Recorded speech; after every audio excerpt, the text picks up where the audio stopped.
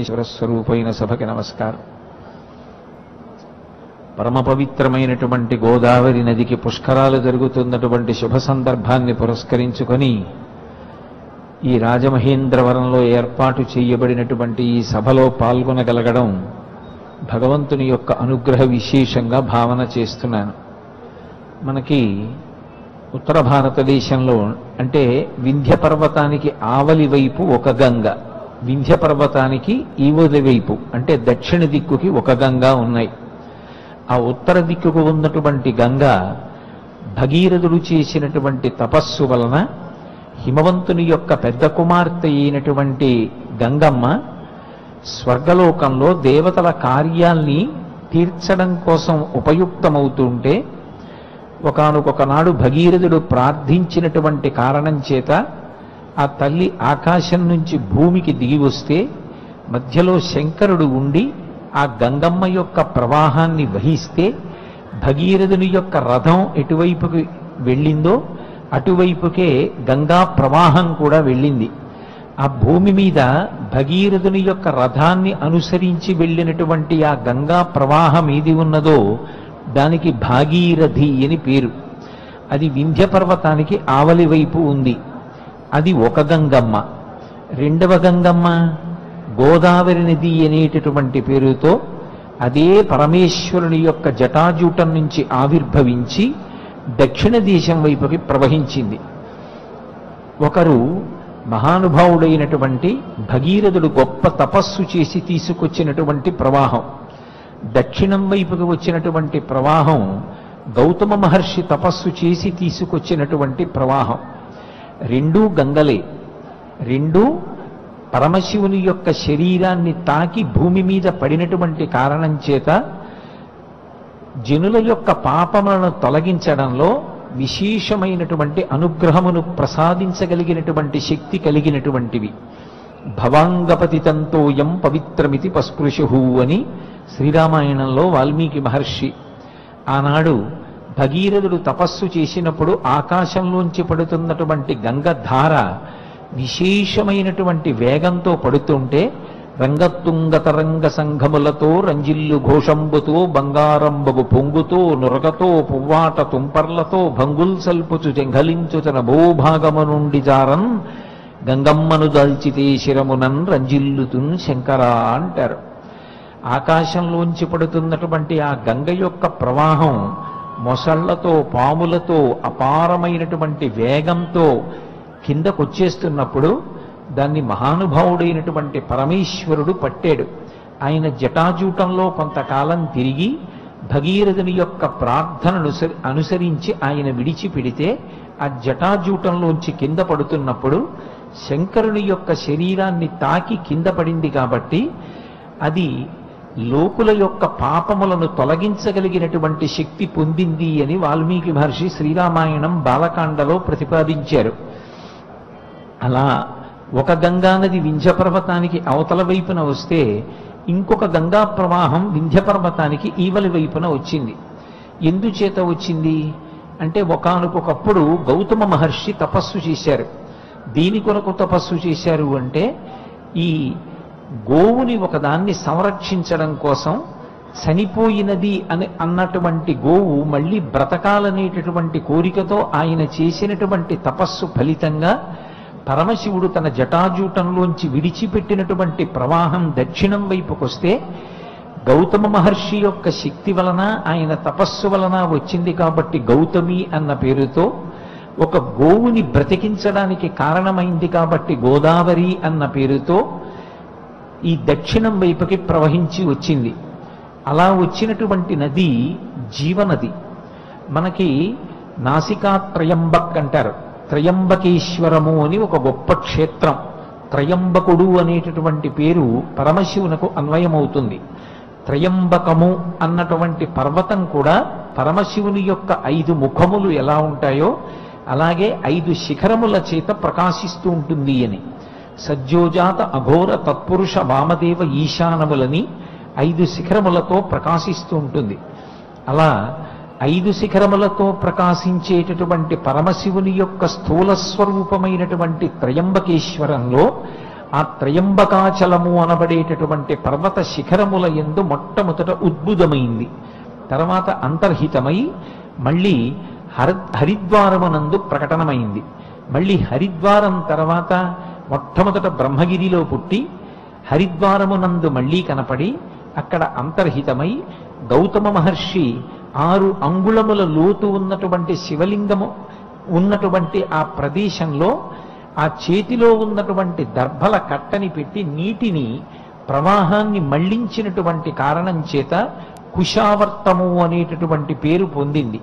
ఆ కుశావర్తము అనేటటువంటి పేరుతో గోదావరి నది ఆవిర్భవించి మొట్టమొదట చిన్న ప్రవాహంతో ప్రారంభమైనటువంటి నది తర్వాత విశేషమైనటువంటి వేగాన్ని సంతరించుకొని అత్యంత విశాలంగా వెడల్పైనటువంటి ప్రవాహంతో వచ్చి ఇన్ని లక్షల ఎకరాలు పంటలు పండడానికి కారణమైందో, ఇంతమంది నీరు త్రాగి బ్రతకడానికి కారణమైందో, ఎంతమంది ధర్మానుష్ఠానానికి కారణమైందో అటువంటి తల్లి మన యొక్క పాపములను పోగొట్టగలిగినటువంటి శక్తి కలిగినదై పరమశివుడు ఎటువంటి వర్ణంతో ఉంటాడో స్ఫటికమణినిభం పార్వతీశం నమామి అంటారు.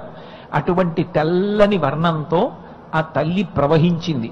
అందుకే గోదావరి నది గురించి చెప్తూ ఒక మాట అంటారు, కంబు శశి రజత శుక్తి శక్తి విడంబ.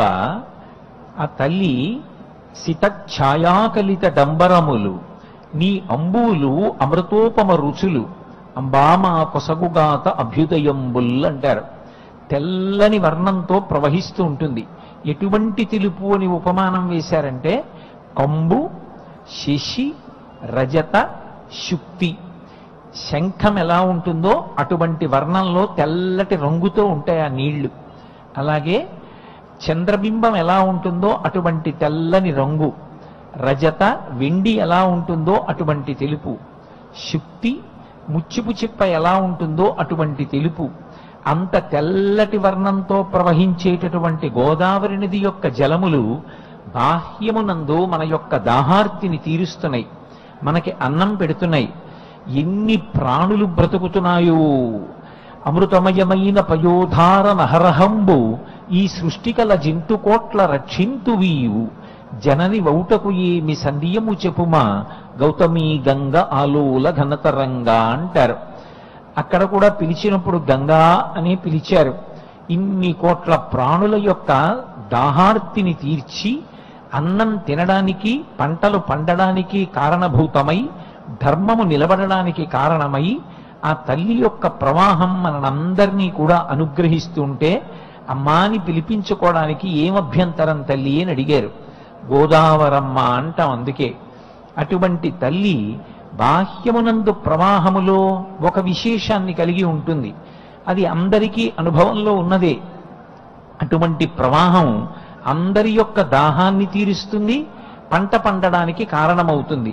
అంతవరకే కాదు, పరమశివుని యొక్క జటాజూటము నుండి ఆవిర్భవించినటువంటి పరమపావనమైనటువంటి నదీస్వరూపం కనుక ఆ తల్లికి మనకి అభ్యుదయాన్ని ఇవ్వగలిగినటువంటి శక్తి ఉంది.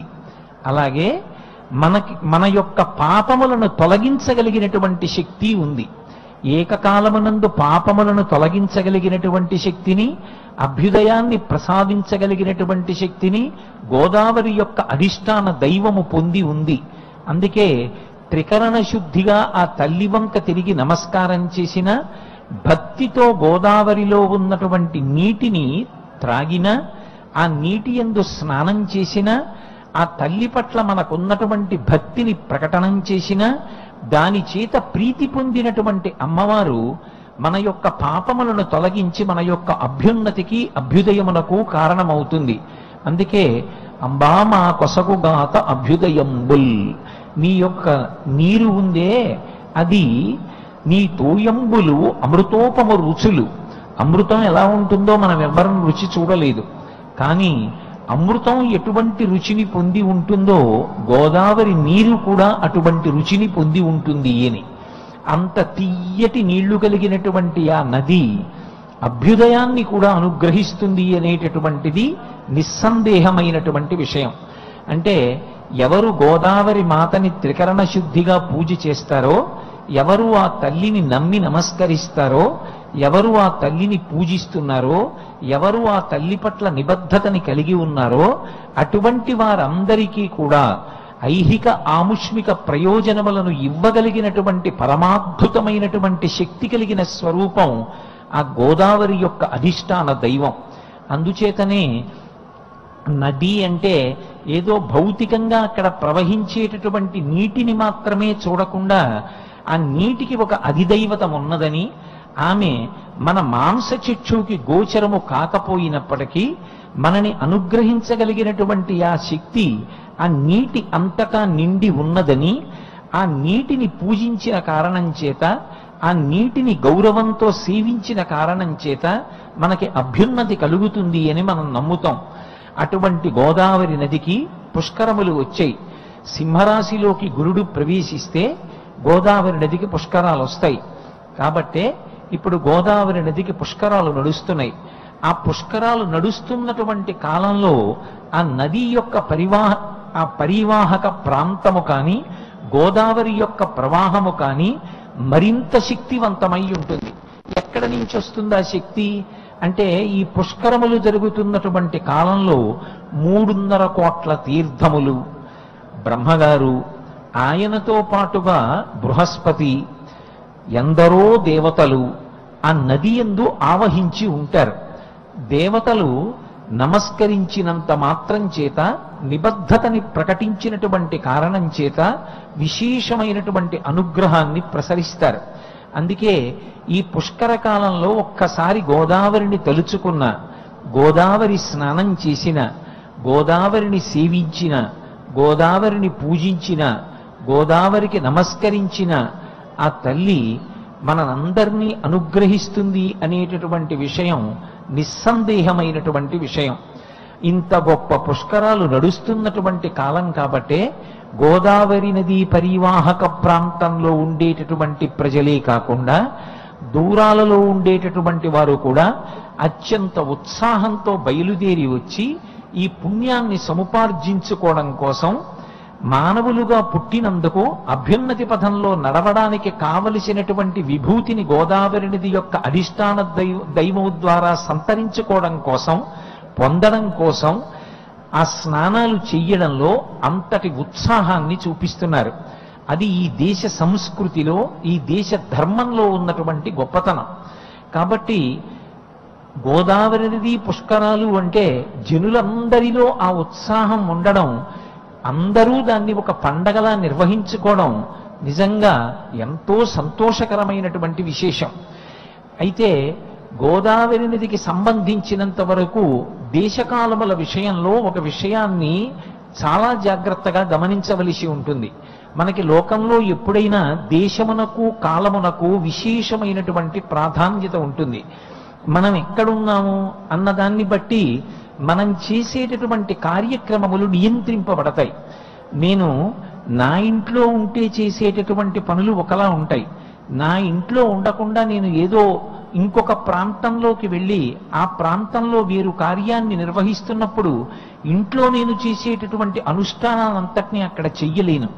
ఇంట్లో ఏ ధర్మాన్ని నిర్వర్తిస్తానో దాన్ని వేరొక ప్రాంతంలో నిర్వహించడం కుదరదు. అందుకే దేశమునకు ప్రాధాన్యత ఉంటుంది. దేశాన్ని బట్టి ధర్మం మారుతూ ఉంటుంది, కాలాన్ని బట్టి ధర్మం మారుతూ ఉంటుంది. ఒక కాలమునందున్న ధర్మం వేరొక కాలమునందు ఉండదు. ప్రాతకాలం అనుకోండి, ఆ సమయంలో దైవారాధన ప్రత్యేకించి చేస్తారు. అదే చీకటి పడిపోయిందనుకోండి, సమస్త ప్రాణులు నిద్రపోతాయి. ఒక్కొక్క కాలమునందు ఒక్కొక్క ధర్మం ఉంటుంది.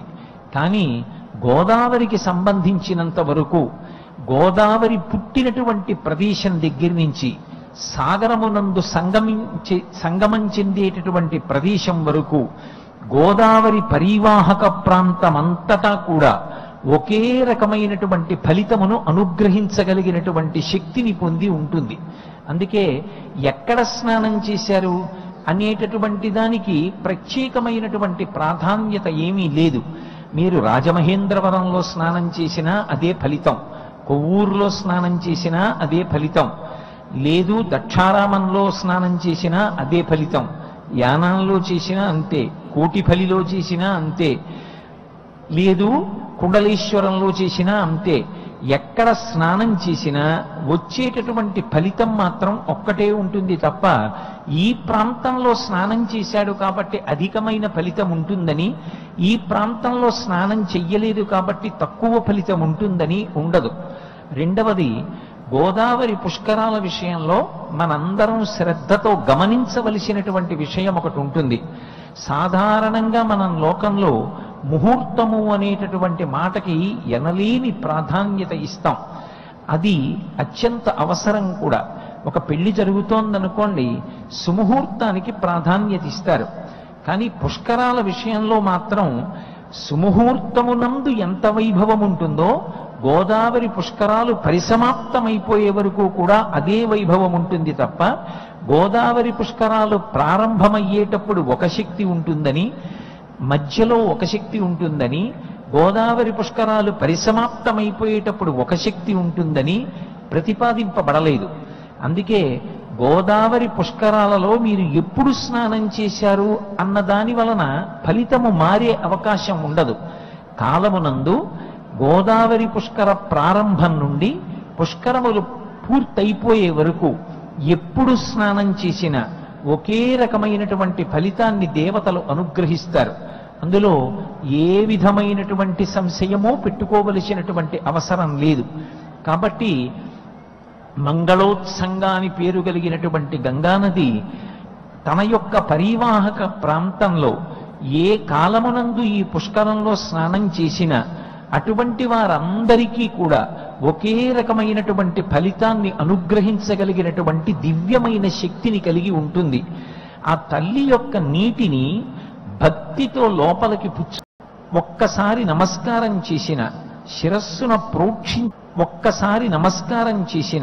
శిరస్సున ప్రోక్షించుకున్న అది భక్తి ప్రకటనము కనుక, మనసులో ఉన్నటువంటి భక్తిని ఆవిష్కరించేటటువంటి విధానము కనుక ఆ తల్లి యొక్క అనుగ్రహాన్ని పొందుతారు అనడానికి ఏ విధమైనటువంటి సందేహం లేదు.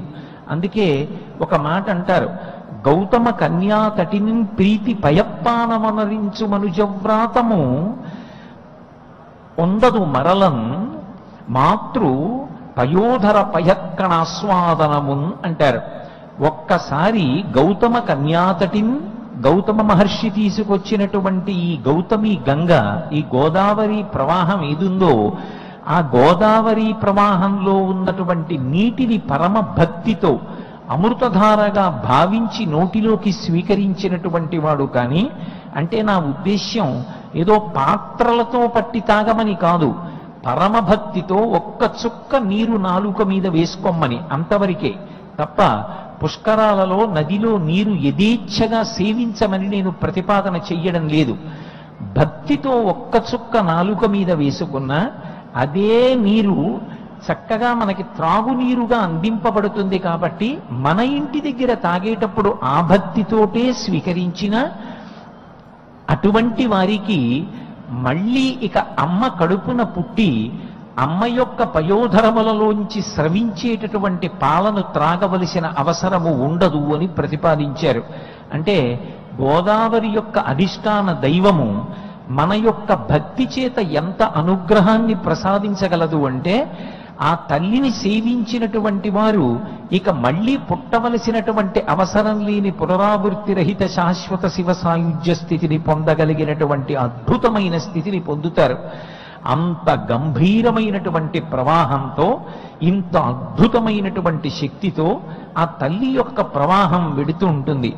గోదావరి పుష్కరాలలో చేయవలసినటువంటి విధులు, ఆ పుష్కరాల వలన పొందేటటువంటి ప్రయోజనాలు, వీటిని మీరు బహుముఖంగా అనేక మంది విద్వాంసులు చెప్పగా విన్నారు. కానీ గోదావరి నది యొక్క ప్రవాహంలో ఉండేటటువంటి మౌన సందేశం, గోదావరి నది యొక్క ప్రవాహంలో ఉండేటటువంటి గలగలల ద్వారా ఆ తల్లి బిడ్డలకు చెప్పేటటువంటి సందేశం కూడా ఒకటి ఉంటుంది. దాన్ని మనం జాగ్రత్తగా గమనించాలి. గోదావరి నది పుట్టడానికి ప్రధానమైనటువంటి కారణములలో అత్యంత ఆశ్చర్యకరముగా ఒక కారణం ఏది అంటే ఈర్ష్య. సాధారణంగా లోకంలో నది ఉద్భవించింది అంటే అది సృష్టికర్త అయినటువంటి చతుర్ముఖ బ్రహ్మగారి యొక్క సంకల్పం చేత సృజింపబడుతుంది. అలా సృజింపబడినటువంటివి నదులు నదములు అని పిలువబడతాయి. అటువంటి నదులను కానీ నదములను కానీ సృష్టి ప్రారంభంలో బ్రహ్మగారు సృష్టించాడు. కానీ తరువాతి కాలంలో కొందరు మహాత్ములు తపస్సు చేసి పరమేశ్వరుని యొక్క అనుగ్రహమునకు తాము పాత్రులకుట మాత్రమే కాకుండా లోకాన్నంతటినీ అనుగ్రహింప చెయ్యడానికి దేశకాలములతో సంబంధం లేకుండా ఎప్పటికీ ఆ నది యొక్క ప్రవాహము భూమి మీద ఉండేటట్టుగా లోకులను అనుగ్రహించి ఆ నీటిని త్రాగటం ద్వారా, ఆ నీటి యందు స్నానం చేయడం ద్వారా, ఆ నీటిని సేవించడం ద్వారా అపారమైనటువంటి అనుగ్రహాన్ని పొందడానికి యోగ్యమైనటువంటి స్థితిని కల్పించారు. అలా కల్పించిన వాళ్ళల్లో రాజైనటువంటి భగీరథుడు ఒకడు. ఇప్పటికీ లోకంలో భగీరథ ప్రయత్నం అంటాం. భగీరథుడు ప్రయత్నం చేశాడు అంటే దానికి ఒక కారణం ఉన్నది. ఆయన యొక్క పూర్వీకులు కపిల మహర్షి యొక్క క్రోధాగ్ని జ్వాలల చేత హతులైపోయారు. వాళ్ళందరూ భస్మరాశులై కింద పడిపోయారు. తపస్సు చేసుకుంటున్నటువంటి కపిల మహర్షిని చూసి, ఈయనే మా నాన్నగారు చేసినటువంటి యజ్ఞాన్ని అపహరించినటువంటి వాడు, అక్కడ మా తండ్రి అశ్వమేధయాగం చేస్తుంటే ఆ అశ్వమేధయాగానికి సంబంధించినటువంటి గుర్రాన్ని అపహరించి ఇదిగో కపిల మహర్షి తన ఆశ్రమంలో కట్టుకున్నాడని, కేవలం అక్కడ గుర్రం కనపడిందని, కపిల మహర్షియే దోషి అని అత్యుత్సాహంతో వాళ్లే నిర్ణయం చేసుకుని చేతిలో ఉన్నటువంటి ఆయుధములను పట్టుకుని కపిల మహర్షిని సంహరించాలనేటటువంటి దురుద్దేశ్యంతో ఆయన మీదకి వెడితే, ఒక్కసారి కపిల మహర్షి హుంకారం చేసినంత మాత్రం చేత మహానుభావుని యొక్క క్రోధాగ్ని జ్వాలలకు 60,000 మంది సగరులు బూది కుప్పలై పడిపోయారు. ఈ భూమి మీద ఉన్నటువంటి లౌకికమైనటువంటి జలముల చేత వారిని ఉద్ధరించడం సాధ్యం కాదు. కాబట్టి ఆ వంశంలో వచ్చినటువంటి భగీరథుడు తన పూర్వీకులు చెయ్యనటువంటి అపూర్వమైనటువంటి విషయాన్ని సాధించాడు. బ్రహ్మగారి గురించి తపస్సు చేస్తే బ్రహ్మగారు ప్రత్యక్షమై, నేను నీ వంశం నిలబడేటట్టు అనుగ్రహించగలను కానీ గంగ ఊర్ధ్వలోకం నుంచి కింద పడుతున్నప్పుడు భరించడం భూమికి సాధ్యం కాదు. పట్టగలిగినటువంటి వాడు పరమశివుడు ఒక్కడే. ఆ పరమశివుణ్ణి నువ్వు ప్రార్థన చెయ్యి, ఆయన అంగీకరిస్తే పైనుంచి పడినటువంటి గంగని పరమశివుడు పట్టుకుని విడిచిపెడితే భూమి మీద పడుతుంది అన్నాడు.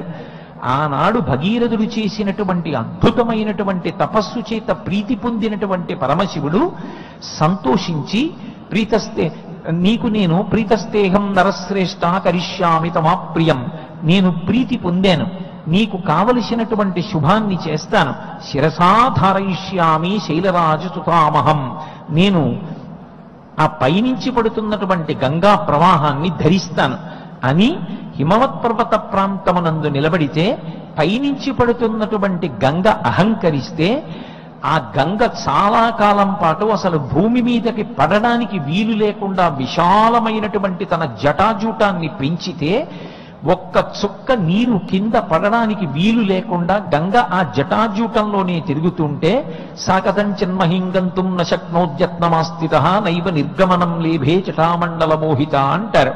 ఆ జటామండలంలోంచి ఒక్క చుక్క నీరు కూడా కిందకి పడకపోతే, ఇంత కష్టపడి తాను తపస్సు చేసినా సరే ఆ పడినటువంటి గంగానది పరమశివుని యొక్క జటాజూటమునందుండిపోతే, ఆ నీరు కింద పడితే తప్ప, భగీరథుని వెంట వస్తే తప్ప, పాతాళలోకానికి వెడితే తప్ప, పాతాళలోకంలో పడిపోయి ఉన్నటువంటి 60,000 మంది సగరుల యొక్క బూది కుప్పల నుంచి ఈ గంగ యొక్క ప్రవాహము వెడితే తప్ప వాళ్ళు ఉద్ధరింపబడరని మళ్ళీ మహానుభావుడు భగీరథుడు పరమశివుణ్ణి ప్రార్థన చేస్తే, అప్పుడు ఆ గంగా ప్రవాహం భగీరథుడితో పాటు వెడుతూ మధ్యలో ఉన్నటువంటి జహ్ను మహర్షి యొక్క తపోభూమిని అంతటినీ కూడా ముంచెత్తితే, ఆయన ఆశ్రమం అంతా నీటి ప్రవాహంలో మునిగిపోయినటువంటి కారణం చేత ఆగ్రహించిన జహ్ను మహర్షి ఆ ప్రవాహాన్నంతటినీ లోపలికి తీసేసుకుంటే, మళ్లీ భగీరథుడు ప్రార్థన చేస్తే ఆయన తన కుడి చెవిలోంచి విడిచిపెడితే, జాహ్నవి అన్న పేరుతో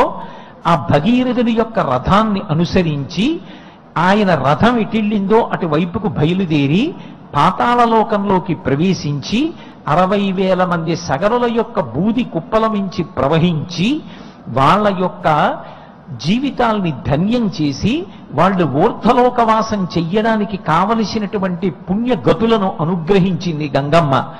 ఒకానొక నాడు భగీరథుడు తపస్సు చేసి గంగమ్మని భూమి మీదకి తీసుకొచ్చాడు. కానీ అలా వచ్చినటువంటి గంగమ్మ మహానుభావుడైనటువంటి భగీరథుని యొక్క తపస్సు వల్ల వచ్చింది. భగీరథుడు తపస్సు చేసి తీసుకొచ్చినప్పుడు యథార్థానికి ఆయన కోరిక ఏమి అంటే, తనకి పూర్వులైనటువంటి వాళ్ళు సగరులు 60,000 మంది అయ్యో బూది కుప్పలై పడిపోయి ఉన్నారు, వాళ్ళని ఎలాగైనా తరింప చెయ్యాలని, ఇక్కడ ఉన్నటువంటి జలములు పనికిరావని గంగావతరణం చేయించాడు. అందుకే ఇప్పటికీ ఏదైనా ఒక విషయాన్ని సాధించడానికి విశేషమైన ప్రయత్నం చేసిన వాళ్ళని భగీరథ ప్రయత్నం చేశాడు రామహానుభావుడు అంటారు.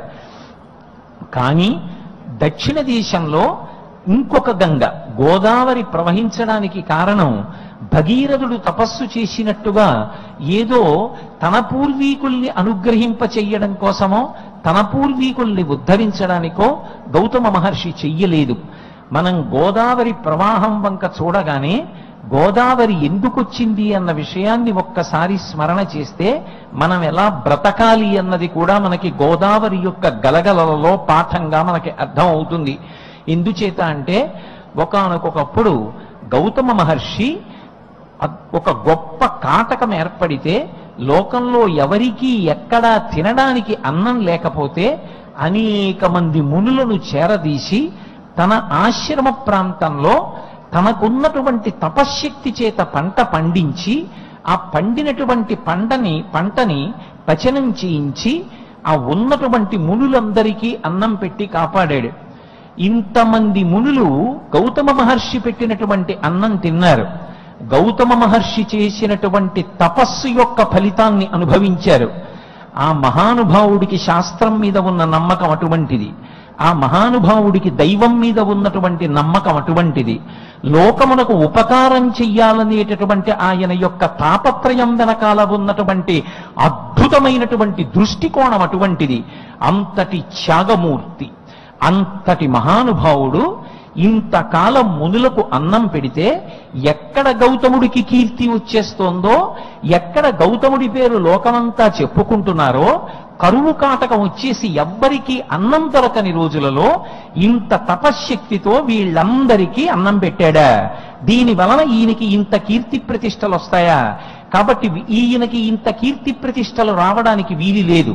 ఈయనని అప్రతిష్ట పాలు చెయ్యాలి. లోకంలో ఒక్కొక్కసారి మనుష్యుల యందు పుట్టేటటువంటి దుర్మార్గపుట ఆలోచనలు అలా ఉంటాయి.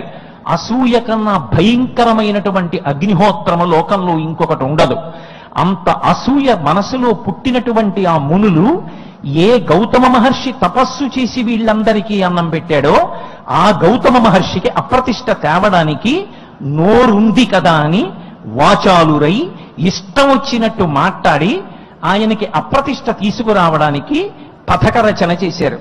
చేసి ఒక గోవు అక్కడ మేస్తూ ఉండగా ఒక మాయగోవుని సృష్టించారు. అది నిజమైనటువంటి గోవు కూడా కాదు. ఆ మాయగోవు అక్కడ పంట పొలంలో ఏదో కంకులు తింటున్నట్టుగా ప్రవర్తిస్తోంది. వెంటనే గబగబా వెళ్లి గౌతమ మహర్షితో చెప్పారు, అదిగో నీ పొలంలో ఒక గోవు పడి తినేస్తోంది, కాబట్టి అదిలించన్నారు. ఆ పని వాళ్లే చెయ్యొచ్చుగా. నిజంగా ప్రేమ కలిగిన వారు అనుకోండి, దాన్ని మంచిగా మర్యాదగా ప్రేమతో ఆ కార్యక్రమాన్ని చక్కపెట్టచ్చు. కడుపులో అసూయ ఉన్నవాడు, కడుపు రగిలిపోతున్నవాడు అంత ప్రేమతో అంత మంచితనంతో కార్యాన్ని ఎందుకు నిర్వహిస్తాడు? తన కడుపు మంట చల్లారేటట్టుగా ప్రయత్నిస్తాడు తప్ప. అందుకే తిన్నగా వెళ్లి గౌతమ మహర్షికి చెప్పారు. పాపం అమాయకుడు ఒకరికి ఉపకారం చెయ్యడం తప్ప అపకారం చెయ్యడం తెలియనటువంటి వాడు, పరమ సహనమూర్తి మహాతపస్యాలి అయినటువంటి గౌతమ మహర్షి మొట్టమొదటి నుంచి గోవు మీద అపారమైనటువంటి భక్తి ప్రపత్తులు కలిగినటువంటి వాడు.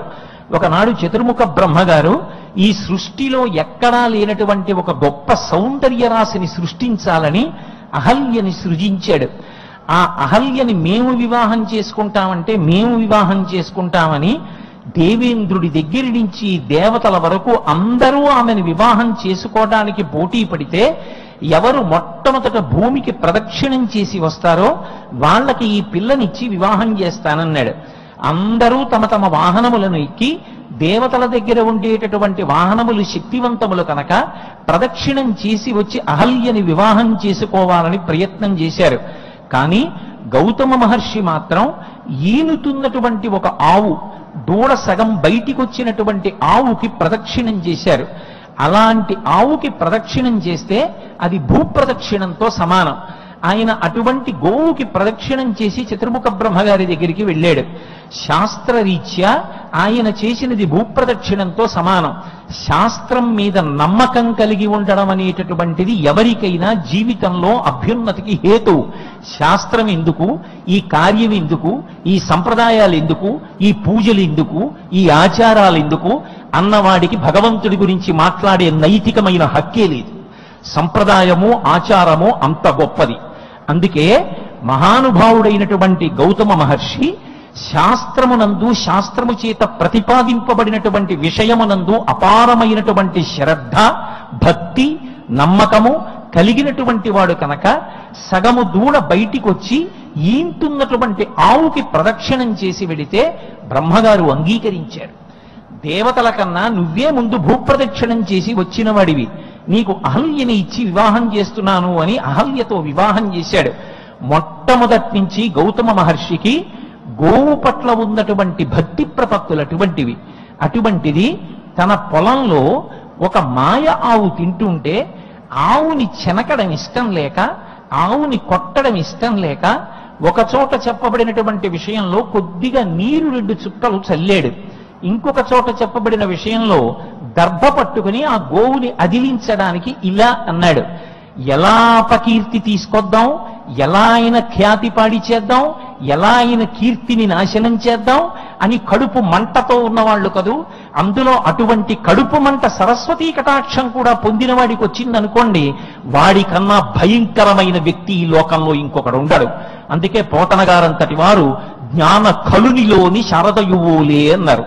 వాడు జ్ఞాన కలుడు, నిలవెల్ల విషం. అటువంటి విషమున్న వాడికి సరస్వతీ కటాక్షం కూడా ఉందనుకోండి, వాడు ఏ రంగు బట్ట కట్టిన వాడైనా ఒకటే, వాడు విషం కక్కుతాడు. అందుకే ఆ గోవుని సంహరించినటువంటి వాడు గౌతముడు అనేటటువంటి అప్రతిష్ట గౌతమ మహర్షికి తేవాలని దర్భ పట్టుకుని ఇలా కొట్టినంత మాత్రం చేత, అదిలించినంత మాత్రం చేత, 2 చుక్కల నీరు చల్లినంత మాత్రం చేత ఆ గోవు మరణించాలి అని ప్రణాళిక వేశారు. ఆ ప్రణాళిక ప్రకారమే మాయగోవు పడిపోయింది. పడిపోగానే వీళ్ళందరూ ముందుగా ఏర్పాటు చేసుకున్న కుట్రగా, ముందుగా ఏర్పాటు చేసుకున్న ప్రణాళికేగా. అందుకే అందరూ కలిసి నోళ్లు విప్పారు, అందరూ కలిసి గౌతముడి మీద పడిపోయారు. ఏ మహానుభావుడు శ్రద్ధతో, ఏ మహానుభావుడు తపస్సుతో, ఏ మహానుభావుడు పరమేశ్వరుని యందు నిశ్చలమైన భక్తితో నిలబడ్డాడో అటువంటి మహానుభావుడి మీద దుమ్మెత్తి పొయ్యడానికి వీళ్ళ నోళ్లు పనికొచ్చాయి. వెళ్లి గౌతముడిని విమర్శించడానికి బయలుదేరారు. గౌతమ మహర్షికి పేరు పెట్టడానికి బయలుదేరారు. గౌతముడు గోహత్య చేశాడు అని లోకంలో ప్రచారం చెయ్యడానికి ముందుకొచ్చారు. చూశాడు గౌతమ మహర్షి, ఆయనకి క్షమ గొప్ప గుణం. ఆయన ఓర్పు కలిగిన వాడు, తెలిసి తెలియనివాడు, అపారమైన అసూయ కలిగిన వాడు. నోరు పెట్టుకుని వీధిలో పడిపోతాడేమో కానీ శాస్త్రమునందు నమ్మకమున్నవాడు, ఆ శ్రద్ధ కలిగిన వాడు, ఆ భక్తి కలిగిన వాడు, ఈశ్వరుణ్ణి నమ్ముకున్నవాడు, ఎప్పుడూ సంయమనయాన్ని పాటిస్తాడు, ఓర్పు పడతాడు తప్ప చేతకాక ఊరుకున్నవాడు కాదు. చేతనైనవాడైనా ఓర్పు తప్పకూడదు కనుక, సహనము చేతనే ఈ భూమి నిలబడుతుంది కనుక వారు మౌనం వహిస్తారు. అందుచేతనే మహానుభావుడైనటువంటి గౌతముడు అదే మునులను ఒక ప్రశ్న వేశాడు. అయ్యా, నా వలన గోవు సంహరింపబడింది అంటున్నారు కదా, మరి నన్నేం చెయ్యమంటారు? ఈ దోషం పోవడానికి నేనేం చెయ్యాలన్నాడు. బహుశः ఆయన ఎక్కడ చేస్తాడులే అనుకున్నారు. దీని నుంచి బయటపడటానికి ఆయనకి ఎంతకాలం పడుతుంది? మనం తీసుకొచ్చిన అప్రతిష్ట ఏమైనా సామాన్యమైందా? అందరం కలిసి కూడగట్టుకుని చెయ్యి కలిపి తగుదునమ్మా అని బయలుదేరి లోకం యొక్క మర్యాదని నిలబెట్టడానికి ప్రయత్నిస్తున్న వ్యక్తిని, లోకాన్ని ధర్మ మార్గంలో నిలబెడుతున్న వ్యక్తిని, లోకానికి అన్నం పెడుతున్న వ్యక్తిని, అపారమైన తపశ్శక్తి కలిగినటువంటి వ్యక్తిని ఇబ్బంది పెడుతున్నాం. దీని చేత ఈయనకు వచ్చినటువంటి ఈ మత్స ఇప్పుడు పోతుందా? ఆయన ఆ మత్సతో బాధపడుతూ ఎక్కడ తాగలడు అనుకున్నారో ఏమో మనసులో. అందుకని పరమశివుని యొక్క జటాజూటంలోంచి వచ్చినటువంటి గంగ ప్రవహించి ఈ ప్రాంతాల గుండా వెడితే ఆ గంగ యొక్క ప్రవాహము ఈ గోవు ఎక్కడ పడిపోయిందో అక్కడి నుంచి ప్రవహిస్తే అప్పుడు మళ్ళీ ఈ గోవు బతుకుతుంది, నీ యొక్క పాపము నిర్మూలనమవుతుందన్నారు. శాస్త్రము మీద శ్రద్ధ ఉండడం ఒకెత్తు, శాస్త్రం మీద శ్రద్ధ లేకుండా శాస్త్రం ఏం చెప్పిందో దాన్ని విడిచిపెట్టేసి తమ పుర్రెకి తోచినటువంటి విషయాలను ప్రతిపాదించడం ఒకెత్తు. తమ పుర్రెకి తోచిన విషయాలన్నీ ప్రతిపాదించడానికి ఇతర రంగములు పనికొస్తాయేమో కానీ భగవత్ సంబంధమైన విషయమునకు శాస్త్రము మాత్రమే ప్రాతిపదిక. శాస్త్రాన్ని ఆధారం చేసి మాట్లాడాలి తప్ప శాస్త్రాన్ని విడిచిపెట్టి మాట్లాడడం సాహసం. అందుకే మహానుభావుడు మళ్ళీ వెళ్ళి పరమశివుడి కోసం నిశ్చలమైనటువంటి తపస్సు చేశాడు గౌతముడు. వెంటనే శంకరుడు అనుగ్రహించాడు. ఎప్పుడు ఎవరు చేసినటువంటి ధర్మం వారిని కాపాడుతుంటుంది, ఎవరు చేసిన తపస్సు వారిని కాపాడుతుంటుంది, ఎవరి యొక్క అనుష్ఠాన బలం వారిని కాపాడుతుంటుంది, ఎవడి అసూయ ఎవరిని కాల్చేస్తుంది. అందుకే పరమేశ్వరుడు ప్రత్యక్షమై ఆ మాయగోవు పడిపోయిందని, గోహత్య జరిగిందని, గౌతమ బెంగపెట్టుకోకు, నా జటాజూటంలో ఉండేటటువంటి గంగా ప్రవాహాన్ని విడిచిపెడుతున్నాను. ఒకానొకప్పుడు భగీరథుడు తపస్సు చేస్తే వింధ్య పర్వతానికి ఆవలి వైపు గంగ ప్రవాహం వచ్చింది. భగీరథుని వెనక నడిచింది కాబట్టి భాగీరథి అని పేరు పొందింది. పాతాళ లోకానికి వెళ్ళింది కాబట్టి భోగవతి అని పేరు పొందింది. ఇవాళ నీ వెనక ప్రవహిస్తుంది, నీ పేరున వస్తుంది. అందుకని గౌతముని పేరు మీద వచ్చింది కాబట్టి గౌతమి అని, మరణించినటువంటి ఒక గోవు తిరిగి బ్రతకడానికి కారణమైంది కాబట్టి గోదావరి అని, పరమ అమృతతుల్యమైనటువంటి ధారతో, అపారమైనటువంటి పావన శక్తితో నా జటాజూటం నుంచి ఆవిర్భవించినటువంటి ఈ గంగా ప్రవాహం నిన్ను అనుగమిస్తుందని ఆనాడు శంకరుడు అనుగ్రహిస్తే అదిగో ఆ గోదావరి ప్రవాహం బయలుదేరి మనకి ఇటువైపుగా అందింది. ఆనాటి నుంచి ఈనాటి వరకు ఎడతెగక నిరంతరము ప్రవహిస్తూ ఆ గోదావరి నది ఎంత మందిని కాపాడుతోందో, ఆ తల్లి పట్ల ఉన్నటువంటి భక్తి, ఆ తల్లి పట్ల ఉన్నటువంటి నిబద్ధత తప్పకుండా మనకి ఉన్నతమైనటువంటి స్థానాన్ని కల్పిస్తుంది అనేటటువంటిది నిర్వివాదాంశమైనటువంటి విషయం. అందుకే ఆపాతాళ గభీర నీరకు సుధాహారామలఛాయకున్ ద్వీపాలంకృతికిన్ మహేంద్రనగరీ నిశ్రేణికాయష్టికిన్ తాపాపాయ విధా విహర్తికి మహోధన్వా ధృడాలింగన వ్యాపార ప్రతిపన్న సౌఖ్యకును సాష్టాంగంబు గంగమ్మకున్ అన్నారు. ఆ తల్లి ఎంత గొప్పది అంటే ఏదో బాహ్యంలో దాహాన్ని తీర్చడం ఒకటే కాదు, పంటలు పండడానికి ఉపయోగపడడం ఒకటే కాదు. ఆ తల్లి ఆధ్యాత్మిక, ఆదిభౌతిక, ఆదిదైవికములనేటటువంటి 3 తాపములను పోగొట్టగలిగినటువంటి తల్లి. తాపాపాయ విధా విహర్త్రికి మహోధన్వా ధృడాలింగన వ్యాపార ప్రతిపన్న సౌఖ్యకును. మిగిలినటువంటి నదులన్నీ సాగరమునందు సంగమించేటప్పుడు ఎంతో సంతోషాన్ని పొందుతాయిట. కానీ సాగరుడు గోదావరి ప్రవహించి వచ్చి తనలో సంగమిస్తుంటే ఎంతో సంతోషంతో 2 చేతులు చాపి గోదావరిని కౌగిలించుకుంటాట. అలా సముద్రుడికి సంతోషాన్ని ఇవ్వగలిగినటువంటి తల్లివి. మహేంద్రనగరీ నిశ్రేణికాయష్టికిన్, అమ్మా నిన్ను సేవించిన వారికి, నీ పట్ల భక్తి కలిగినటువంటి వారికి ఊర్ధ్వలోకవాసమే ఇవ్వగలిగినటువంటి తల్లివి. స్వర్గలోకానికి పంపించగలిగినటువంటి అనితర సాధ్యమైనటువంటి తేజస్సు నీ యందు నింపుకున్న తల్లివి. కాబట్టి నీకు సాష్టాంగ నమస్కారం చేస్తున్నామమ్మా అంటారు. నమస్కారం బాతతమతి చేయుదము ప్రయత్నం వెసగన్. ఏదో సాధారణ నమస్కారం కాదు అమ్మా. ఆనాడు గౌతముడు ఒక కారణానికి తీసుకొచ్చాడు, కానీ నీ వలన మేమివ్వాల ఇంత అనుగ్రహాన్ని పొందుతున్నాం, ఇంతకాలం నుంచి నీ నీరు తాగుతున్నాం, ఇంతకాలం నుంచి నీ వలన పండిన పంట తింటున్నాం. అమ్మా మేమెంత అదృష్టవంతులమమ్మా. త్రికరణ శుద్ధిగా 2 చేతులు జోడించి తల్లి గోదావరి నీకు నమస్కరిస్తున్నామంటారు. అటువంటి గోదావరి ప్రవాహం గౌతమ మహర్షి వెనక వచ్చి మనందరినీ అనుగ్రహించింది. గోదావరికి అందుకే మంగళోత్సంగా అని ఒక పేరు. గోదావరి నది విశేషమేమి అంటే ఎక్కడ గోదావరి ఆవిర్భవించిందో అక్కడ నుంచి సాగర సంగమం వరకు ఒక్కలాగే ఉంటుంది తప్ప ఫలితాన్ని అనుగ్రహించడంలో గోదావరి యందు ఏ మార్పు ఉండదు. ఎక్కడ ఒక నీటి బొట్టు నోట్లో వేసుకోండి ఒకటే ఫలితం, ఎక్కడ నమస్కరించండి ఒక్కటే ఫలితం, ఎక్కడ పూజించండి ఒక్కటే ఫలితం, ఎక్కడ స్నానమాచరించండి ఒక్కటే ఫలితం. గోదావరి పరివాహక ప్రాంతమంతటా కూడా ఒకే రకమైనటువంటి శక్తిని నిక్షేపించుకొని ఆ తల్లి యొక్క ప్రవాహం ముందుకు వెడుతోంది. ఆ గోదావరి ప్రవాహం వంక చూసినప్పుడు, గోదావరి గురించి మాట్లాడినప్పుడు మనకొక్క విషయం జ్ఞాపకం రావాలి. ఆనాడు గౌతమ మహర్షి ఆశ్రమంలో ఉన్నటువంటి మునుల యొక్క మనస్సులు కలుషితములై లోపల అసూయ నిండిపోయిన కారణం చేత కదు గౌతమ మహర్షిని అంత బాధ పెట్టే ప్రయత్నం చేశారు.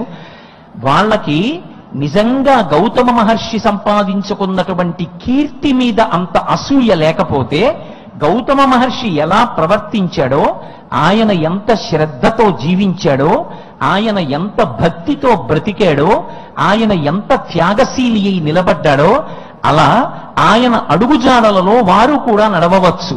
లేదా ఏ ఒక్క వ్యక్తి యందు కూడా పూర్ణముగా గుణములుండకపోవచ్చు, పూర్ణముగా దోషములుండకపోవచ్చు.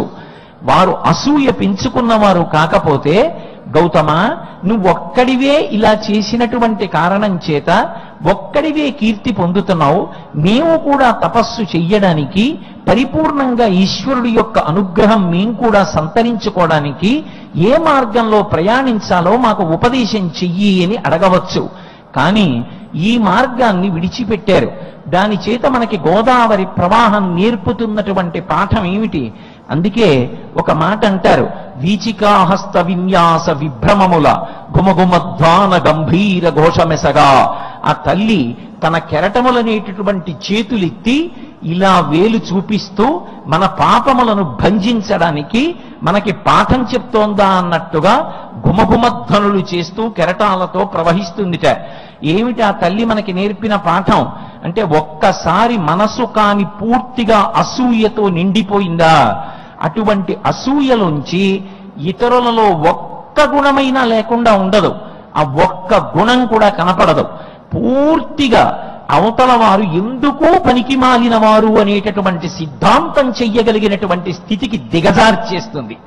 24,000 శ్లోకాలున్న రామాయణంలో రామచంద్రమూర్తి తన జీవితం మొత్తం మీద ఏ ఒక్కరిని ఉద్దేశించి వీడు ఇందుకు పనికి మాలినవాడు కాడు, ఇందుకు వీడు పనికి మాలినవాడు అన్న మాట ఆయన అనలేదు.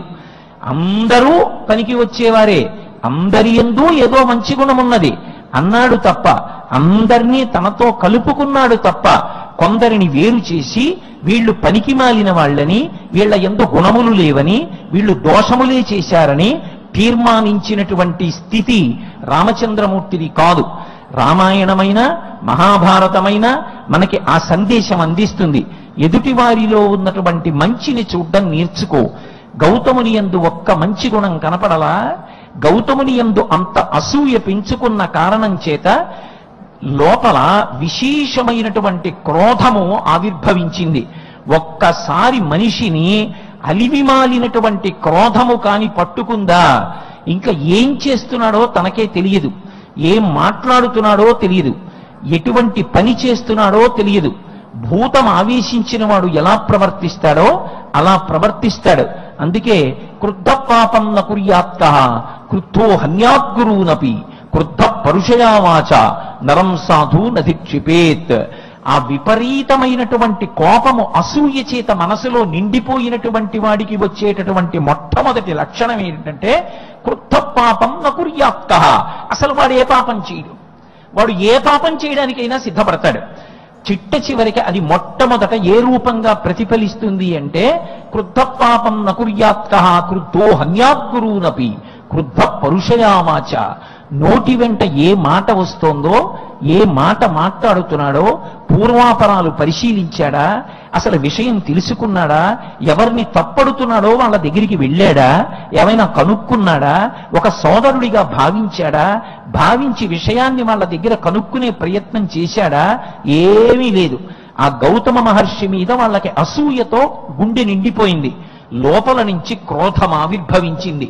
ఆ క్రోధము మనం చేసేటటువంటి ప్రణాళిక ద్వారా గౌతముణ్ణి శాశ్వతమైన అపకీర్తికి గురి చెయ్యగలము అని అనుకున్నారు. కానీ అగ్నిహోత్రానికి చెదలు పడతాయా? ధర్మాన్ని నమ్ముకున్నవాడు పడైపోతాడా? అందుకే ఎన్నడూ కూడా మీ గుండెలలోకి అసూయని రానివ్వకండి. అసూయ వచ్చిందా ఎదుటివారి గుణములు కనపడవు. ఎదుటివారిలో ఉండేటటువంటి మంచి కూడా చెడులాగే కనపడుతుంది. అలా కనపడిన నాడు ఆవేశంతో ఊగిపోతావు. ఏం మాట్లాడుతున్నావో తెలియదు, ఏం వ్రాస్తున్నావో తెలియదు. క్రుద్ధ పాపం న కుర్యాత్తః క్రుద్ధో హన్యాత్గురూనపి క్రుద్ధ పరుషయా వాచ. ఆ నోటి వెంట వచ్చేటటువంటి మాట బహు పరుషముగా ఉంటుంది, వినడానికే చాలా బాధ కలుగుతుంది. అంత పరుషమైనటువంటి మాటలు మాట్లాడతారు. క్రుద్ధ పరుషయా వాచ నరం సాధు నధిక్షిపేత్. అమాయకులైన వారు, భక్తులైనటువంటి వారిని కూడా అధిక్షేపించి వారి మనసు గాయపడేటట్టుగా ప్రవర్తిస్తారు.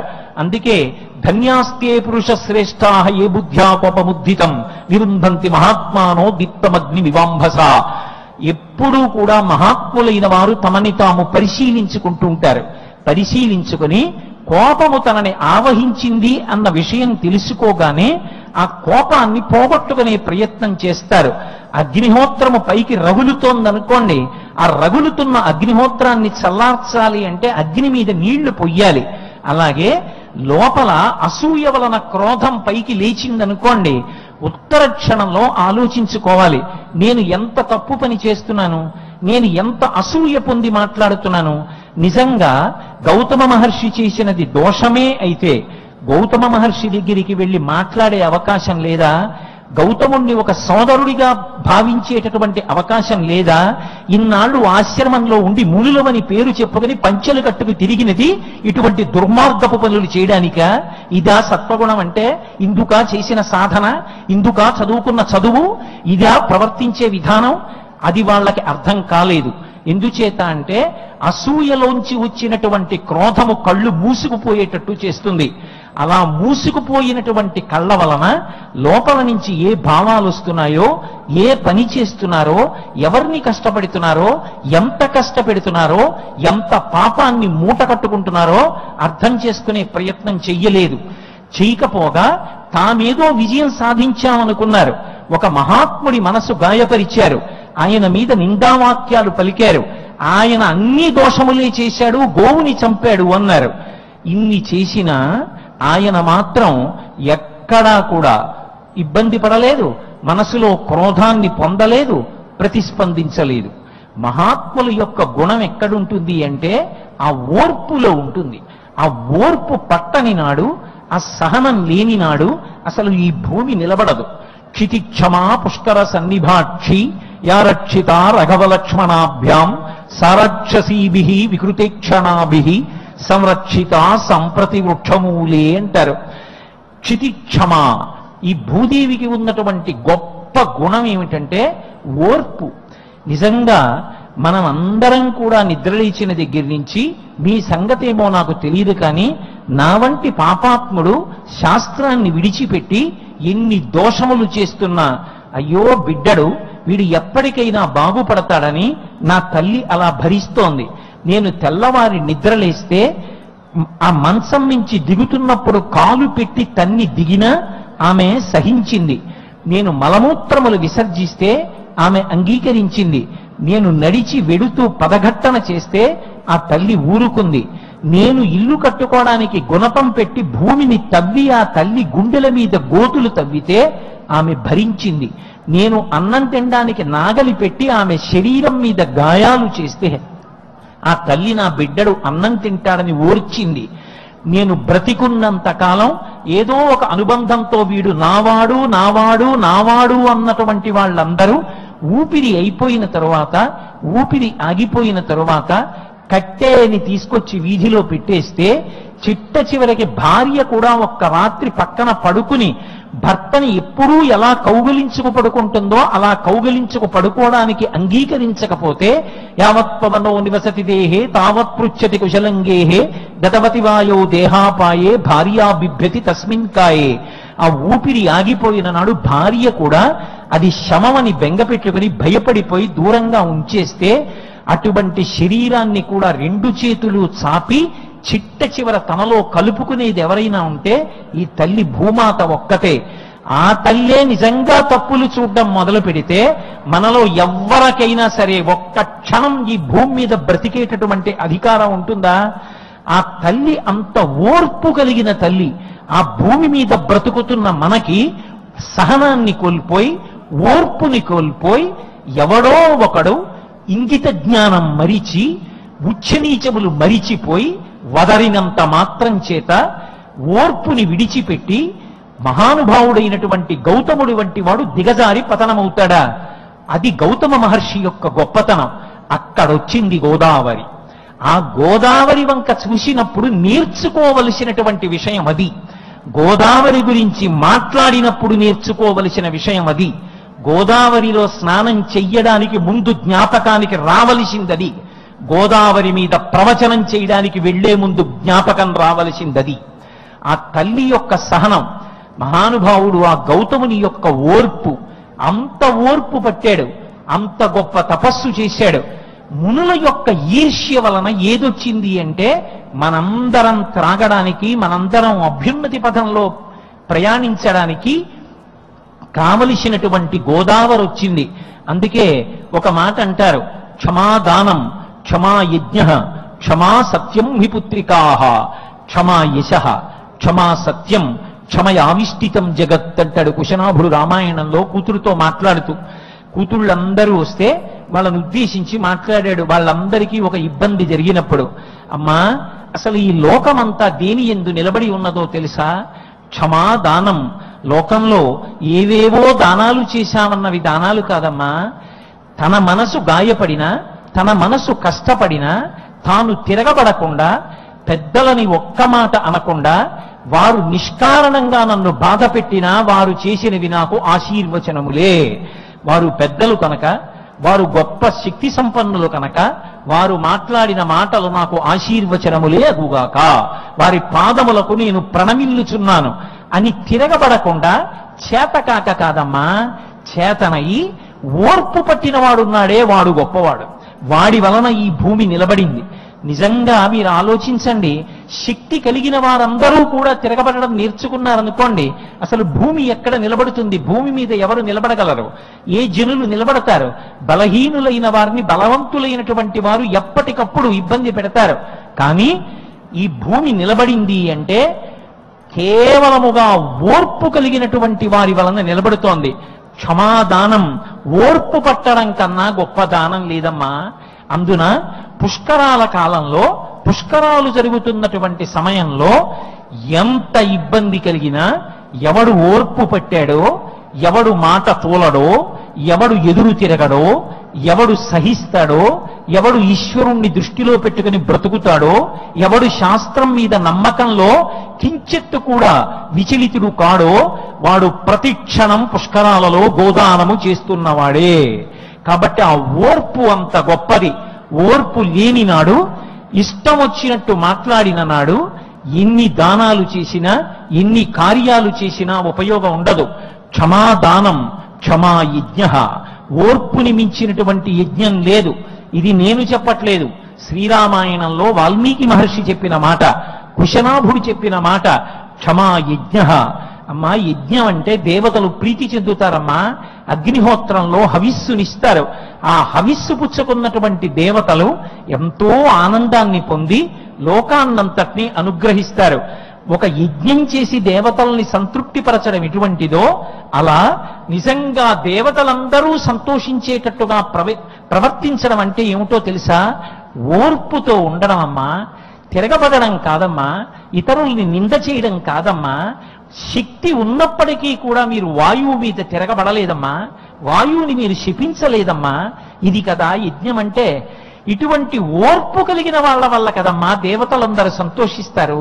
ఆ ఓర్పు అన్నది లేకపోతే దేవతలు ఎక్కడ సంతోషిస్తారమ్మా? కాబట్టి క్షమాదానం, క్షమాయజ్ఞ, క్షమా సత్యం హి పుత్రికాః.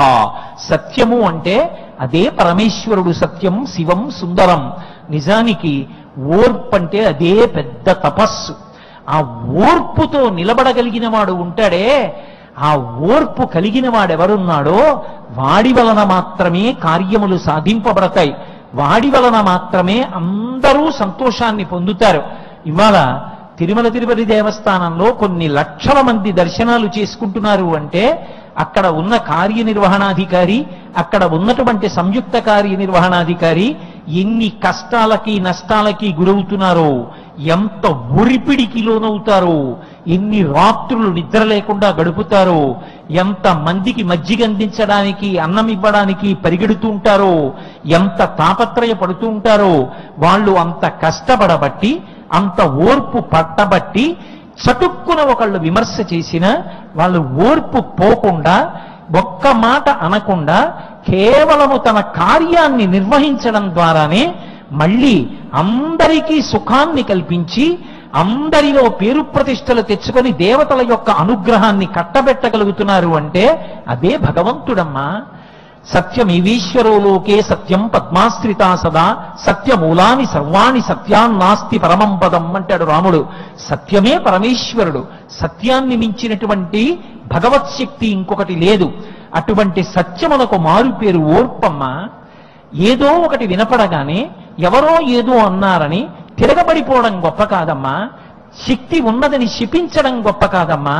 అవతల వారిని చిన్నబుచ్చి మాట్లాడడం గొప్ప కాదమ్మా. ఓర్పు పట్టగలిగితే, అనునయం చూపించగలిగితే, ప్రేమ చూపించగలిగితే అది గొప్ప. ఎందుచేత అంటే నేను కోపాన్ని పొందాలి అంటే నేను మొట్టమొదట ఎందుకు కోపాన్ని పొందాలి? మీరేదో తప్పు చేశారని నేను కోపం పొందాలి. మంచిదే, మీరు తప్పు చేశారు, నేను కోప్పడాలి. నేను ఎప్పుడూ తప్పు చేయలేదా? నేను అసలు ఏ తప్పు చేయలేదా? ఇలా మీరు తప్పు చేశారని నేను కోప్పడి, నాలో తప్పు వెతికి కోప్పడాలని మీరు ప్రయత్నిస్తే, మీరు నా మీద కోప్పడి, నేను మీ మీద కోప్పడి, వీధిలెక్కి వేదికలెక్కి ఒకళ్ళనొకళ్ళని దెబ్బలాడుకుంటే వ్యవస్థ ఏమైపోతుంది? చిట్ట చివరికి కావలసింది ఏది అంటే సహనం పట్టగలగడం. అందుకే అసలు కోపాన్ని పొందడానికి అర్హత లేదు అన్నారు. ఎందుకు లేదు అంటే అవతల వాడు తప్పు చేశాడని కదా నువ్వు కోప్పడుతున్నావు. నువ్వు ఏ తప్పు చేయని వాడివైతే కోప్పడవు. నువ్వు ఏ తప్పు చేయని వాడవా? ఎన్నడూ ఏ దోషాన్ని ఎందు లేదా? ఖచ్చితంగా ఏదో ఒక దోషం ఉండి తీరుతుంది. ఎత్తి చూపించకుండా ఉండడం పెద్దల యొక్క లక్షణం. నా యందు తప్పు ఉన్నప్పుడు ఇతరులు తప్పు చేశారని చెప్పే అధికారం నాకెక్కడుంది? అనుకున్నవాడు కోపం ద్వారా సమస్యని పరిష్కరించే ప్రయత్నం చెయ్యడు. అవతల వారిని చిన్నబుచ్చే ప్రయత్నం చెయ్యడు. అవతల వారిని నిందించే ప్రయత్నం చెయ్యడు. ప్రేమతో కౌగలించుకుంటాడు, హత్తుకుంటాడు. సోదరా రా, కూర్చో. సోదరా, ఈ దోషం ఎందుకు చేశావయ్యా? ఇలా చెయ్యకు, ఇలా చేస్తే ఇబ్బంది వస్తుంది కదూ, దీన్ని ఇలా దిద్దుకో, ఇక నుంచి ఇలా ప్రవర్తించవయ్యా అంటాడు. కోపంతో చెప్పింది తలకెక్కుతుందో ఎక్కదో చెప్పలేం, కానీ ప్రేమతో చెప్పినటువంటి విషయం మాత్రం తలకెక్కి తీరుతుంది. సరికదా? జీవితాంతము కూడా కృతజ్ఞతతో జ్ఞాపకం పెట్టుకుని, ఏమి పెద్దరికం మహానుభావుడిది, ఎంత పెద్దరికం, ఎంత ప్రేమైకమూర్తి, ఎంత కౌగలించుకుని ఎంత ప్రేమతో కూర్చోపెట్టి నా తప్పు దిద్దాడు. వద్దయ్యా, పాడైపోతావు, నా మాట విను, ఈ తప్పు దిద్దుకో అని ఎంత లాలనతో మాట్లాడాడు అని ఆయన పట్ల మీకు విశేషమైనటువంటి భక్తిభావము కలిగి ఒకనాడు ఏ స్థితికి వెడుతుంది అంటే, నన్ను నింద చేసిన, నాకిలా వేలు చూపించిన, నన్ను శాసించిన ఆయనకి తప్ప ఎవరికి ఉంది అధికారం? ఆయనకే ఉంది అధికారం. ఎందుకంటే నా యందు అంతటి ప్రేమైకమూర్తి, నిరంతరము నా హితాన్ని కోరేవాడు, నన్ను కౌగిలించుకొని పక్కన కూర్చోపెట్టుకుని నా దోషాన్ని చెప్పి నన్ను దిద్దేటటువంటి వాడు. అంతే తప్ప అసూయతో క్రోధంతో ఆయన యొక్క ప్రతిష్ట పాడు చేయడానికి ప్రయత్నించడం ఓర్పు నుండి రాదు. కోపము ఎప్పుడూ సమస్యకి పరిష్కారం కాదు, ప్రేమ ఎప్పుడూ కూడా సమస్యలకి పరిష్కారం. అందుకే అమ్మా, క్షమా సత్యం, క్షమాదానం, క్షమా యజ్ఞ, క్షమా సత్యం హి పుత్రికాహ. ఈశ్వరుడు ఎక్కడో లేడమ్మా, ఓర్పులోనే ఈశ్వరుడు ఉన్నాడు. క్షమా సత్యం హి పుత్రికాహ క్షమా యశః. మనిషికి కీర్తి అంటే ఏమిటో తెలుసా అమ్మా? ఇంకొకడిని నిందించి కీర్తి కాదమ్మా, ఇంకొకడిని తక్కువ చేసి మాట్లాడడం కీర్తి కాదమ్మా. మాట పడినా రాతి దెబ్బ తగిలినా ఓర్చుకోవడం గొప్పమ్మా. మహానుభావులైనటువంటి వారు లోకంలో ఎందరో ఉన్నారు. వారందరూ కూడా విమర్శలకు గురి కాని వారు కారు, తపశ్శక్తి తక్కువైన వారు కాదు. కానీ ఎంత తపశ్శక్తి ఉన్నప్పటికీ కూడా ఓర్పు పట్టారు కాబట్టి ఈ భూమి మిగిలింది.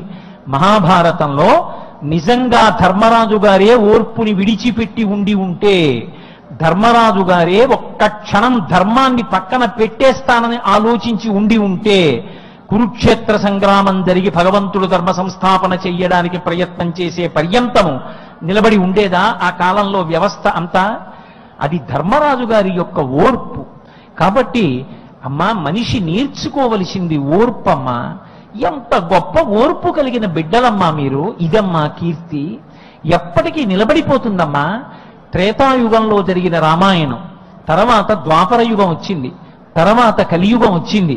అయినా ఇప్పటికీ ఓర్పు పట్టిన వాళ్ళు పాడైపోరు, ఓర్పు పట్టిన వాళ్ళు ఎప్పటికీ అభ్యున్నతిని పొందుతారు అనడానికి కుశనాభుడు కూతుళ్లతో మాట్లాడినటువంటి మాట పరమ ప్రమాణమై నిలబడి ఉన్నదా లేదా? కాబట్టి క్షమా సత్యం, క్షమా యజ్ఞం, క్షమా ధర్మ, క్షమయావిష్టితం జగత్. క్షమయే ధర్మం, ఆ ఓర్పుయే ధర్మం. ఆ ఓర్పు లేనప్పుడు అది ధర్మమే కాదు. అవతలవాడు ఓర్పు కోల్పోయేటట్టు ప్రవర్తించడం, అవతలవాడు ధర్మము నుంచి తప్పిపోయేటట్టుగా ప్రవర్తించడం. కాబట్టి మనకి గోదావరి నది వంక చూసేటప్పటికి జ్ఞాపకం రావలసినది ఏది అంటే ఈ ఘట్టం జ్ఞాపకానికి రావాలి. మీరు ఒక్క విషయాన్ని బాగా గమనించండి. లోకంలో ఎప్పుడైనా ఏదైనా కాల్చడానికి పనికొస్తుంది అని నేను అన్నాను అనుకోండి, అది అగ్ని వినా వేరొకటి ఉండదు. చింత వంటివి ఉన్నా అవి ఒక వ్యక్తిని మాత్రమే కాల్చగలవు, మనసుని శోషింప చెయ్యగలవు. కానీ అగ్నిహోత్రం ఉన్నదనుకోండి, అది ఒక వ్యక్తిని కాదు, ఒక వస్తువుని కాదు.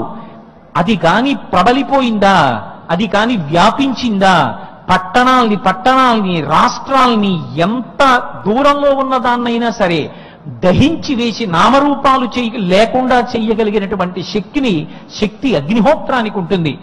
ఆ అగ్నిని చల్లార్చగలిగినటువంటి శక్తి నీటికి ఉంటుంది. కానీ మునులు చేసినటువంటి తప్పిదాన్ని తాను తెచ్చిన గోదావరి నీటితో కాల్చేసి ఇటువంటి అసూయ పొంది పాడైపోకండి అని గోదావరి తన ప్రవాహం ద్వారా వీచికాహస్త విన్యాస విభ్రమముల గుమగుమధ్వాన గంభీర ఘోషమెసగా ఆ తల్లి తన యొక్క కెరటములనేటటువంటి చేతులు పైకెత్తి ఇలా చూపిస్తూ తన యొక్క ప్రవాహంలో ఘుమఘుమ ధ్వనులు వస్తుండగా, ఓ నా బిడ్డలలారా, మీరు నిష్కారణంగా అసూయ పెంచుకోకండి, అసూయ వలన క్రోధమును పొందకండి, ఆ క్రోధము చేత పతనమైపోకండి, సోదర భావంతో మెలగండి, అందరూ కలసి మెలసి జీవించండి, ఒకరు చెయ్యి పట్టుకుని ప్రస్థానం చెయ్యండి తప్ప ఒకరి మీద ఒకరు నింద చేసుకోవడం, ఒకరిని పాడు చెయ్యాలని ఒకరు కుట్ర చేయడం మంచి పద్ధతి కాదు. నేను వచ్చాను అంటే కారణం అదిగో ఆనాడు మునులు అంత కుట్ర చేసిన, ఓర్పు పట్టి తపస్సు చేసినటువంటి గౌతముని యొక్క అనుగ్రహం చేత ఇవాళ ఆయన యొక్క తపఫలితంగా నేను ప్రవహిస్తున్నాను. నా ప్రవాహం వంక చూసినప్పుడు మీ అందరూ నేర్చుకోండి. ఒకనాడు గౌతముడు అంత ఓర్పు పట్టాడు కాబట్టి ఈ ప్రవాహం ఇప్పటికీ ఇలా వెడుతోంది. అందుకు పుష్కరాలు వస్తున్నాయి, మీ అందరూ స్నానం చేస్తున్నారు, మీ పాపాలు పోగొట్టుకుంటున్నారు, ఇన్ని కోట్ల మంది నీళ్లు తాగుతున్నారు, ఇన్ని లక్షల ఎకరాలు నా నీటి చేత తడుస్తున్నాయి, ఇన్ని పంటలు పండుతున్నాయి. దీనికంతటికీ కారణమైన వాడు ఓర్పు పట్టినటువంటి గౌతముడు. ఆయనే ఆ రోజున ఒక్కసారి దివ్య దృష్టితో చూసి ఉన్న, శాపవాక్కుని విడిచిపెట్టి ఉన్న, ఆయన కూడా క్రోధంతో ప్రవర్తించి ఉన్నా ఇవాళ ఈ గోదావరి నది ఉండేదా?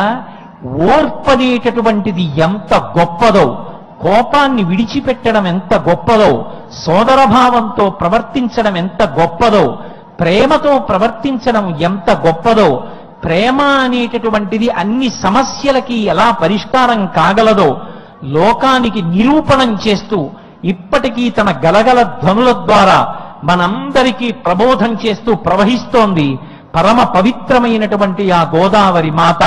కాబట్టి ఆ గోదావరి నదిని చూసినప్పుడు మనందరం కూడా ఆ గోదావరి ఇచ్చేటటువంటి సందేశాన్ని తెలుసుకోవాలి. ఆ గోదావరి సందేశాన్ని గ్రహించకుండా కేవలంగా ఏదో పుష్కరాల గురించి మాట్లాడుతున్నాం, ఏదో నదిలో స్నానం చేస్తున్నాం, మేము మహాపండితులమే, మేము ఏదో చెప్పాం, మంచిదే. కానీ అన్నిటికన్నా గోదావరి ప్రవాహంలోనే ఒక సందేశం ఉంది, గోదావరి ఆవిర్భావంలోనే ఒక సందేశం ఉంది.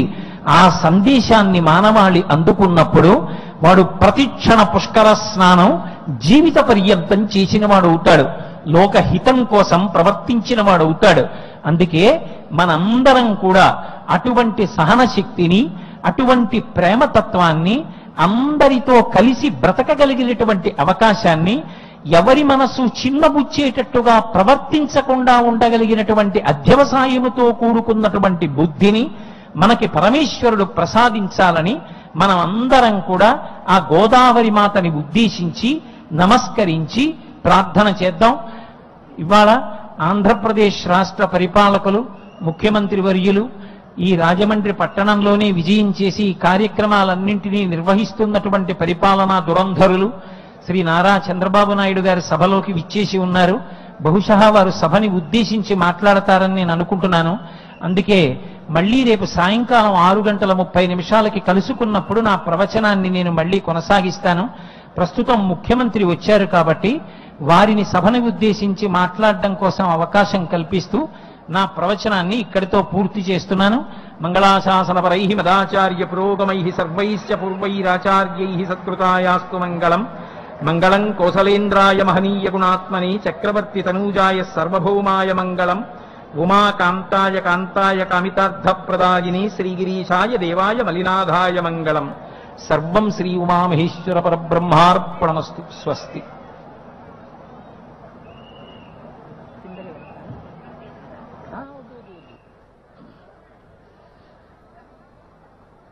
మీరంతా నిశ్శబ్దంగా ఉండాలని ప్రార్థిస్తున్నాను. రాష్ట్ర ముఖ్యమంత్రి ప్రీతమ నాయకులు శ్రీ చంద్రబాబు నాయుడు గారు విచ్చేశారు. వారి సమక్షంలో సరస్వతీపుత్ర, జ్ఞానపుత్ర, మహామహోపాధ్యాయ బ్రహ్మశ్రీ చాగంటి కోటేశ్వరరావు గారికి తిరుమల తిరుపతి దేవస్థానం